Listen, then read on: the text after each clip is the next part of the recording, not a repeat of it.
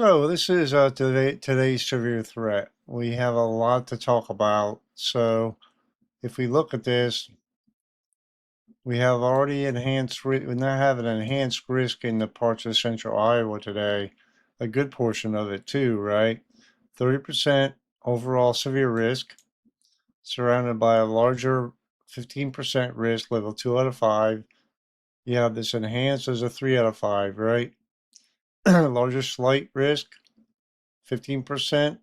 2 out of 5, and a marginal risk surrounding it going all the way down to southern Texas, Oklahoma, Kansas, Missouri, Illinois, Wisconsin, and westward along the line covering parts of Minnesota, all the way up to the UP of Michigan here. I have some viewers that are up here. Hope y'all are paying attention to what's going on with severe weather here. Kind of unusual for it to come up this far, but it's there nonetheless, right? So it goes back into Kansas here and into parts of western Oklahoma and southwestern Colorado, southeastern Colorado here. All right. General thunderstorms otherwise, generally in southern Florida and areas surrounding this severe risk today, parts of North Dakota, Montana, and Washington State here. As far as the tornado risk today, I think this is the last day, and maybe tomorrow will be the tornado risk will be pretty low here. Going into Sunday, Monday, and Tuesday, maybe even Wednesday, tornado threat will ramp up here. But as of today, as of right now, you only have a marginal risk of some relatively weak tornadoes, less than the F2 possible here. This 2% tornado risk. So 2% tornado risk within 25 miles of a given location. Man, I'm struggling a little bit today. So quite a small area here. Pretty much just encompasses that moderate risk, but the tornado risk is low here. Wind risk is quite large, right? It covers the whole area. But you also see this hashing, right? The hashing indicates potential for hurricane force wind gusts anywhere within the hatching, with its greatest coverage in the moderate risk area, or not moderate, enhanced, excuse me, right? 30%. So 30% chance of 75-mile-per-hour wind gusts within 25 miles of a given location here. And here are 15% and 5% in the brown. Now moving on to hail. We have a large area here with a SIG 1 hatching, and that denotes potential for 2-inch hail anywhere within this area, with the highest coverage in the yellow area, covering Iowa, parts of South Dakota, Nebraska, Kansas, Missouri, Illinois, Wisconsin here. And a general 1-inch hail risk all the way down to southern Texas, up in the UP Michigan, a good portion of Michigan here, right? Wisconsin, excuse me, and the UP Michigan, my bad. Wisconsin and the UP Michigan here. So a large area for hail as well today. So as far as the the large scale pattern right now, all right, this is a satellite view, mid-level water vapor overlaid with the 500 millibar flow with the mid-levels, right? Mid-level flow here. And you have this potent system that's been bringing relatively nice weather to the southeast. Will eventually shift off to the north and east here. Mid-level feature. You have a shortwave high pressure in between here. You have some rising heights, and you also have another mid-level low up to the north here, an attendant shortwave, some energy moving through here, and lift associated with it, right? So you can see that lift and storms that are ongoing this morning. You pull up the radar with this. You see what I'm talking about, some storms all along just to the east of this height falls, right? Down to the south here, maybe some showers, and some showers up here to the north on the back side of this mid-level feature with different mid-level shortwaves moving through. And you can see that shortwave right here analyzed in the flow, and another shortwave back here. And a long wave trough, not long wave, a deeper trough is going to develop down here eventually. Kind of, anyway, it's going to swing through and it's going to bring severe weather to this area in the coming days. So that's the synoptic pattern, right? Another short wave is analyzed up here in the northwest. And these features are going to be, instrumental in kicking off severe weather as well if we don't have large scale forcing, right? So wherever these short waves move through the flow, enough to destabilize the atmosphere, give it the little bit of oomph, right? Um, that's where we could start to have severe weather. And as the long wave trough swings through early next week, is where we really could ramp up severe weather chances in the central U.S. Now, this is the College of Dew page here, showing the mid-level flow like I just analyzed, really. This is initialized 06Z, and it's 9Z right now. It's about 3 hours ago. You see what I'm talking about here with this 500 millibar trough and some potent jet streaks moving through the flow here. Northwesterly flow here. Hit the mid-levels. Height rises on the in between here. Another short wave up here. And some different short wave moving through the flow. And what looks like this trough developing to the west here. All right, and now let's run this through time a little bit. This trough to the east shifts off. See the mid-level jet streak up here to the north, generally west to east flow here. And this is in the afternoon hours today. Don't see a lot of activity here just yet. Not seeing much kinks in the flow here as far as energy, right? Remember, our area of interest was in here today. Let's switch back to that real quickly, right? Kind of get the idea from south to north where the potential is with the bullseye here in the Iowa area. So if we go back to this, which these states were labeled here, be nice. But I'd like to use this College View page because it just portrays the atmosphere really well for, I think, easy to understand, right? So, uh, so this is roughly 9 p.m. Zulu, right? So about 3 or 4 in the afternoon. I'm gonna move this through time a little bit more. Okay, one more 3 hour period. Let's see. 12Z. Wait, let me go back. I'm sorry. Yeah, 21Z. That's 9 p.m. Zulu. Anyway, took a little time there. My apologies.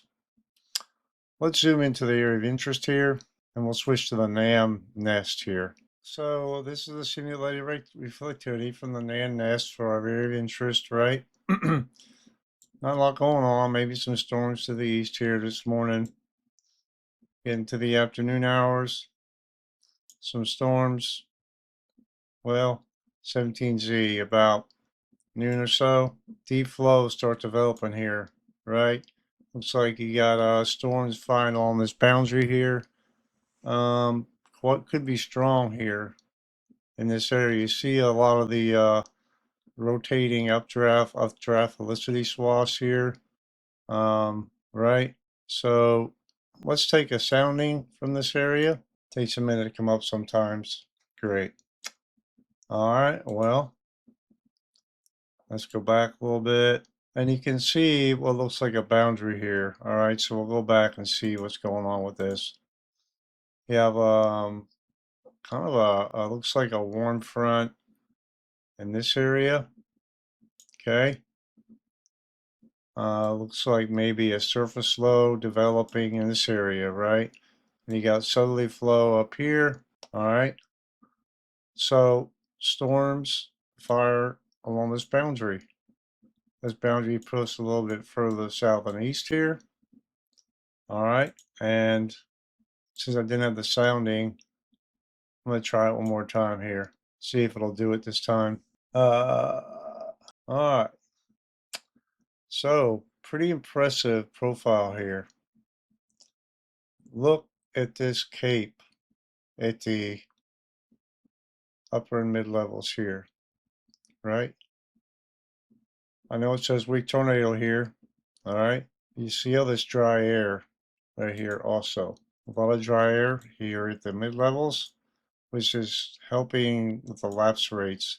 And you have this cap just a little bit here at the mid levels, which will prevent convection from firing initially, right?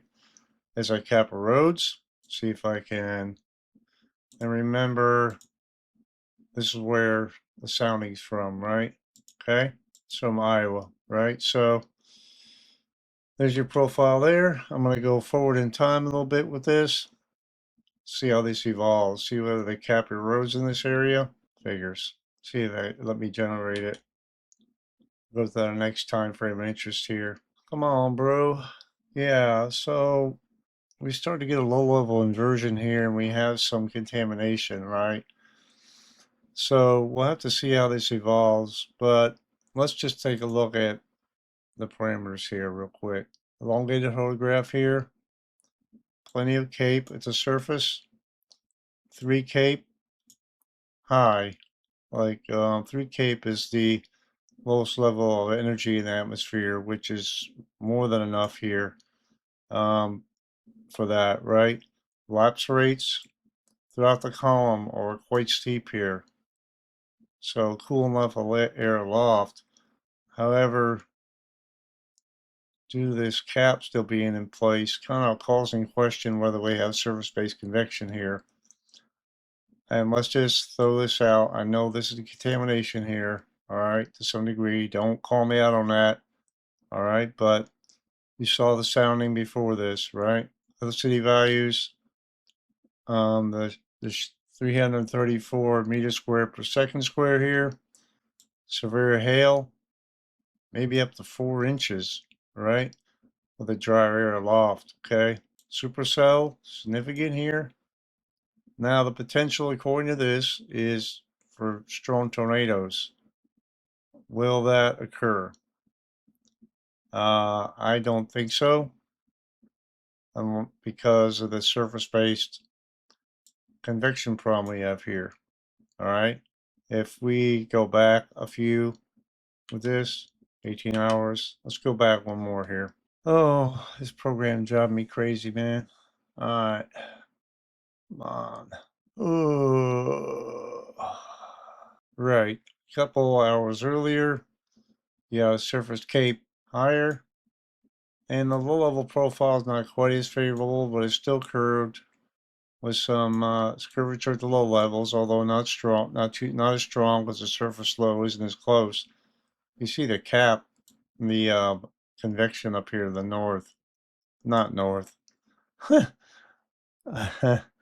the mid to upper levels, just fat cape all the way up in here. So that tells me there's plenty of energy and the cap is overcome, right? 83 over 68, dew point spread temperature. Still potential for EF2, EF3 tornadoes. This can get going, right? A little contamination here. And you see the shear here is, you know, sufficient for weaker tornadoes, but not like for violent, right? So you get over about 200 meters squared per second squared here, then you really start to get concerned here, okay? If you see your storm relative velocity values here, your equals 111 here, right? So you have your surface to 1 kilometer, 69, and your surface 3 kilometer 188, 188 minus 69 equals effective inflow layer shear of 111, right? Effective shear 50 knots, sufficient for severe storms. So pretty favorable look here for strong storms, either hail, winds, or potential for a strong tornado or two. But given the Storm Prediction Center's outlook, kind of calls that in question here, and whether this cap can be broken or whether we can get surface-based convection. It looks based on this we possibly can, so we'll just have to see. Let's go back to the radar, right? This is roughly in the, like around 7 p.m. Okay, the storm moved to the south and east. More convection on the southern side of this here, right, and parts of southeastern Nebraska, central Iowa. All right, pretty strong storms moving through here in the overnight hours. That line looks to be stretched out here. Now let's move further south real quick. Back up a little bit. Initially, a little bit earlier here in the evening hours, you could get some storms forming on the southern edge of this, right? Roughly about, I don't know, this is 10 p.m.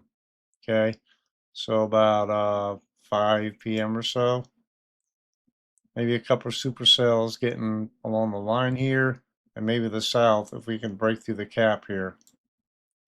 Strong heating will be present, so but not looking like too much going on here in the southern portion of this today. And here's your dry line probably right back here. Trying to get some convection ongoing, but not looking too likely today.